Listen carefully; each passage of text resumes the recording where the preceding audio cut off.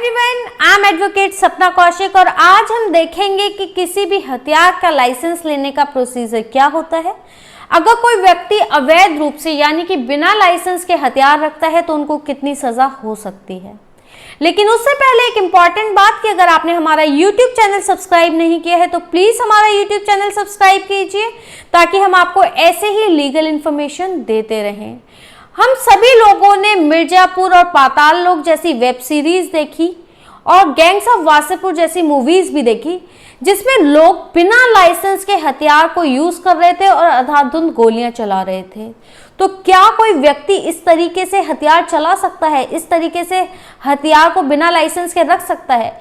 यहाँ तक कि रियल लाइफ से बढ़कर रियल लाइफ में हमने कानपुर में विकास दुबे का इंसिडेंट देखा जहां पर विकास दुबे और उनके साथियों ने अवैध रूप से हथियार रखे हुए थे, पुलिस वालों से हथियार छीने और यहां तक कि 8 पुलिस वालों को मार गिराया।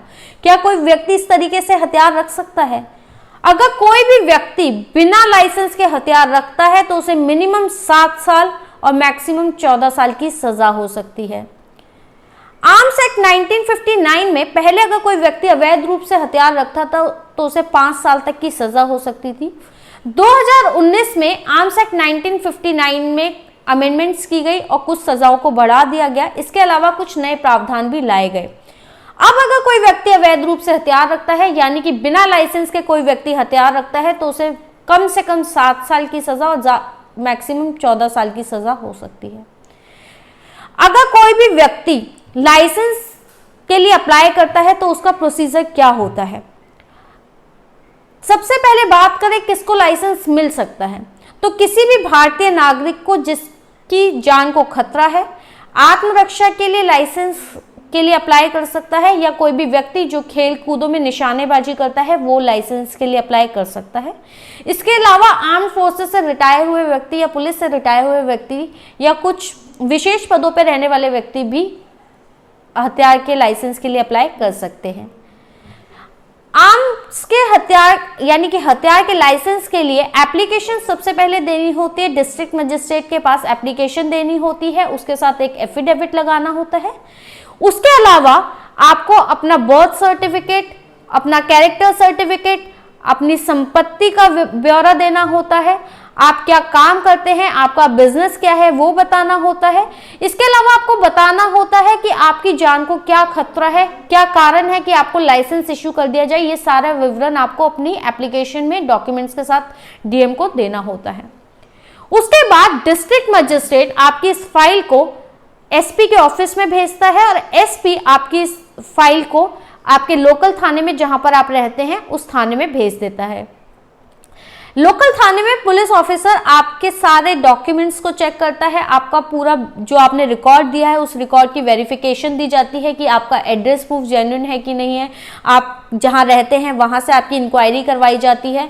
आपका क्रिमिनल रिकॉर्ड देखा जाता है कि आपका पास ट्रैक रिकॉर्ड कैसा है, आप किसी आपराधिक गतिविधि में लिप्त तो नहीं है, आप क्या बिजनेस करते हैं, आपकी संपत्ति कितनी है, क्या आपने कोई लोन या कोई उधार ले रखा है। आपकी पूरी तहकीकात की जाती है कि आपका क्या ट्रैक रिकॉर्ड है। उसके बाद लोकल थाना अपनी रिपोर्ट एसपी के ऑफिस में आपकी फाइल के साथ भेज देता है।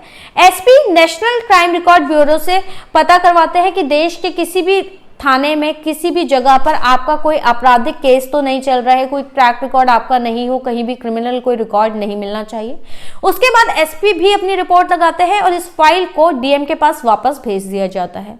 उसके बाद डीएम उस व्यक्ति को जिसने लाइसेंस के लिए अप्लाई किया है अपने ऑफिस में बुलाते हैं, उनका इंटरव्यू लेते हैं कि क्या उनके अगेंस्ट कोई केस तो नहीं है, उनका कोई आपराधिक रिकॉर्ड तो नहीं है, उनको ये लाइसेंस क्यों इश्यू कर दिया जाना चाहिए, उनकी जान को क्या खतरा है, उनको अपनी सारी बातें रखने के लिए कहते हैं। उस व्यक्ति का पूरा इंटरव्यू लिया जाता है। डीएम के पास पावर होती है, उनकी ये डिस्क्रिशन होती है कि अगर उनको ऐसा लगता है कि उस व्यक्ति को लाइसेंस इश्यू कर देना चाहिए तो उस व्यक्ति को लाइसेंस इश्यू कर दिया जाता है। अदरवाइज वेरिफिकेशन रिपोर्ट क्लीन होने के बाद भी, एकदम अच्छी रिपोर्ट आने के बाद भी अगर डीएम चाहते हैं तो उनको लाइसेंस देने से मना कर सकते हैं।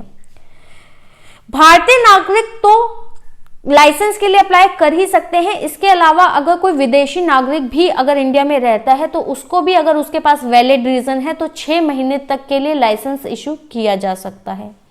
लाइसेंस की जो अवधि होती है वो पहले 3 साल के लिए इशू होता था, अब लाइसेंस 5 साल के लिए इशू होता है। लेकिन अगर प्रशासनिक अधिकारी यानी कि डीएम या कोई और प्रशासनिक अधिकारी चाहता है तो इस लाइसेंस को पहले भी निरस्त किया जा सकता है। लाइसेंस मिलने के बाद कोई भी व्यक्ति सिर्फ उसी डीलर से हथियार खरीद सकता है जिसके पास लाइसेंस होता है, यानी कि लाइसेंस वाले डीलर से ही आप हथियार खरीद सकते हैं। डीलर अपने पास पूरा रिकॉर्ड रखते हैं कि उन्होंने किस व्यक्ति को कौन सा हथियार बेचा है, कौन सा हथियार दिया है, उसकी पूरी रिकॉर्ड उनके पास होती है। उसके बाद उस व्यक्ति को लाइसेंस डीलर से खरीदने के बाद पुलिस स्टेशन में जाकर भी अपना हथियार का रजिस्ट्रेशन करवाना होता है, उनको पूरी इंफॉर्मेशन देनी होती है। और जब भी प्रशासन कहता है उनको अपना हथियार पुलिस स्टेशन में जाकर पुलिस ऑफिसर को दिखाना पड़ सकता है, और जब प्रशासन कहेगा तो उनको अपना हथियार पुलिस स्टेशन में जमा करवाने के लिए भी कह सकता है और उनको वो अपना हथियार जमा करवाना होगा। अधिकतर इलेक्शंस के टाइम पर ऐसा होता है कि पुलिस या प्रशासन ऐसे ऑर्डर्स इशू कर सकता है कि जिसके पास भी जिले में कोई भी हथियार है उसको पुलिस स्टेशन में जमा करवाने के लिए कह सकता है और उनको वहां जमा करवाना होता है। इसके अलावा अगर किसी भी व्यक्ति का लाइसेंस का टाइम खत्म हो जाता है तो उनको लाइसेंस को रिन्यू करवाने का भी सेम प्रोसीजर होता है कि आपको फिर से डीएम के पास एप्लीकेशन देनी होती है और पूरी फिर से वेरिफिकेशन होती है।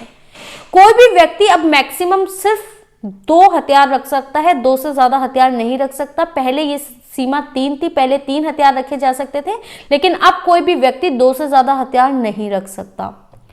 कोई भी व्यक्ति अपना जो हथियार है उसको पब्लिक में शो नहीं कर सकता, दिखावे के लिए इसको यूज नहीं कर सकता। सिर्फ इसका उपयोग सेल्फ डिफेंस के लिए किया जा सकता है और जिस व्यक्ति के नाम पर लाइसेंस है सिर्फ वही व्यक्ति उस हथियार को चला सकता है। इसके अलावा कोई भी व्यक्ति अगर सेलिब्रेशन या किसी पब्लिक गैदरिंग में हथियार चलाते हुए मिलता है तो उसके ऊपर 1 लाख रुपए तक का फाइन और उसे 2 साल तक की सजा हो सकती है। कोई भी व्यक्ति अपना हथियार किसी और को यूज करने के लिए नहीं दे सकता, सिर्फ वही व्यक्ति हथियार लेकर चल सकता है जिसके पास लाइसेंस हो। डीएम यानी कि जिलाधिकारी सिर्फ डिस्ट्रिक्ट के लिए, सिर्फ जिले के लिए हथियार का लाइसेंस इशू कर सकता है। अगर राज्य या देश के किसी और राज्य में जाने के लिए लाइसेंस इशू करने का जो अधिकार है वो सिर्फ और सिर्फ गृह मंत्रालय के पास है। जिलाधिकारी सिर्फ जिले के लिए लाइसेंस इशू कर सकता है। अगर किसी भी व्यक्ति की जिसके पास लाइसेंस है डेथ हो जाती है तो उसका लाइसेंस और उसका हथियार पुलिस स्टेशन में जमा करवाना होता है। सेंट्रल गवर्नमेंट ने जो गोलियों की सीमा निश्चित की है वो 200 है। कोई भी व्यक्ति 200 से ज्यादा गोलियां नहीं खरीद सकता और एक बार में 100 तक गोलियां खरीद सकता है। हालांकि ये जो सीमा है हर स्टेट में अलग अलग हो सकती है और गन का लाइसेंस लेने का जो प्रोसीजर है वो भी हर स्टेट में अलग अलग हो सकता है, क्योंकि जो सुरक्षा है वो राज्य का अधिकार है। राज्य के पास ये अधिकार है कि वो लाइसेंस से जुड़े हुए कोई भी नियम कानून बना सकता है, इसलिए ये जगह जगह पर अलग अलग नियम कायदे हो सकते हैं। लाइसेंस इशू करने की जो फीस होती है वो भी हर राज्य में अलग अलग है और ये डिपेंड करता है कि आप कौन से हथियार के लिए लाइसेंस बनवाना चाहते हैं, ये उसके ऊपर भी डिपेंड करता है। कोई भी व्यक्ति अपने हथियार का गलत उपयोग नहीं कर सकता, किसी को डराने धमकाने के लिए या मारने के लिए या किसी भी और तरीके से अपने हथियार का गलत अवैध रूप से उपयोग नहीं कर सकता। हथियार का उपयोग सिर्फ और सिर्फ सेल्फ डिफेंस में यानी कि आत्मरक्षा के लिए किया जा सकता है। आपको ये वीडियो कैसा लगा और आप किन और मुद्दों पर वीडियोस चाहते हैं प्लीज कमेंट सेक्शन में बताएं।